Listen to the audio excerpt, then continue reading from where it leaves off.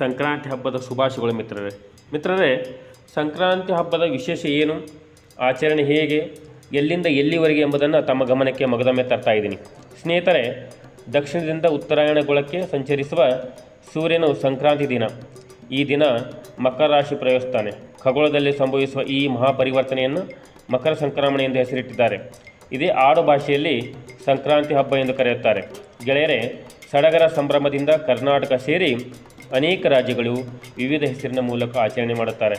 ಮಿತ್ರರೇ, ಸಂಕ್ರಾಂತಿ ಕಾಲವೆಂದರೆ ಸಡಗರದ ಸಮಯ, ಊರ ಜಾತ್ರೆಗಳ ಆರಂಭದ ಸುಗ್ಗಿ.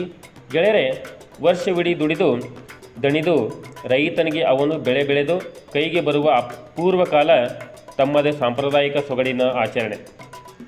ಜನ ಮಕರ ಸಂಕ್ರಾಂತಿ 2 ದಿನಗಳ ಹಬ್ಬ ಸಂಪೂರ್ಣವಾಗಿ ಗ್ರಾಮೀಣ ಶೈಲಿಯಲ್ಲಿ ಆಚರಿಸುವ ರೂಢಿ.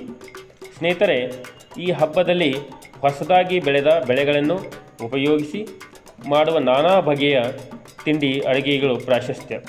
ಮಿತ್ರರೇ, ಉತ್ತರ ಕರ್ನಾಟಕದ ಜನರು ಸಂಕ್ರಾಂತಿಯನ್ನು ಆಚರಿಸುವ ರೀತಿಯೇ ಭಿನ್ನ. ಈ ಹಬ್ಬದಲ್ಲಿ ಸಹಬಾಳ್ವೆ ಎದ್ದು ಕಾಣುತ್ತದೆ. ಹಬ್ಬದ ನೆಪದಲ್ಲಿ ಊರಿನ ಜನರೆಲ್ಲ ಒಂದಾಗುವ ಪರಿಯೇ ಅದ್ಭುತ. ವರ್ಷದ ಈ ಮೊದಲ ಹಬ್ಬದ ಗೆಳೆಯರೇ, ಹಳೆಯದೆಲ್ಲ ಮರೆತು ಹಂಚಿಕೊಂಡು ಬಾಳುವ ಬಗೆಯೇ ಈ ಹಬ್ಬ. ಎಲ್ಲರನ್ನೂ ಸಿಹಿ ಜೊತೆ ಒಂದು ಮಾಡುವ ಅದ್ಭುತ ಸಂಕ್ರಾಂತಿ ಹಬ್ಬ. ಧನ್ಯವಾದ ಗೆಳೆಯರೇ. ಲೈಕ್ ಮಾಡಿ, ಸಬ್ಸ್ಕ್ರೈಬ್ ಆಗಿ.